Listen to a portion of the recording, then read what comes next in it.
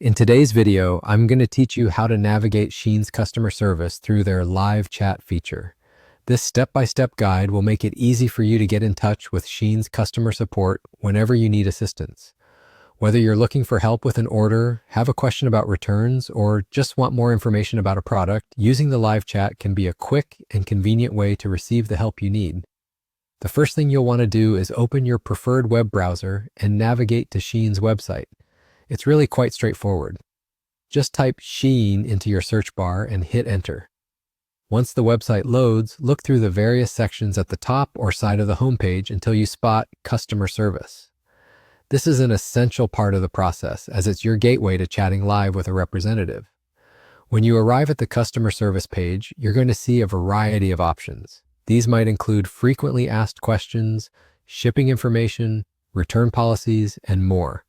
However, what we're focusing on today is the live chat feature.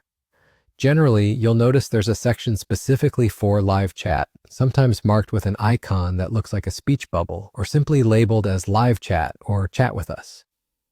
At this point, you'll see a checkbox or a prompt asking you to start a conversation. Clicking this checkbox is crucial because it indicates your readiness to engage in a live chat session. After doing so, a chat box will either pop up at the bottom of your screen or take you to a new tab. This is where the real interaction with Shein's customer representative begins. In the chat interface, you might be prompted to enter your name, email, or a brief description of the issue you are facing. Sometimes there are pre-chat forms that help streamline your inquiry. Filling these out accurately can help the representative assist you more quickly and efficiently. Now, all that's left is to type in your message or question and send it off. In most cases, the response should be fairly prompt, given that Shein aims to provide quick and reliable customer service. Once you've received the information or assistance you needed, you can end the chat simply by closing the chat window or clicking an End Chat button if available.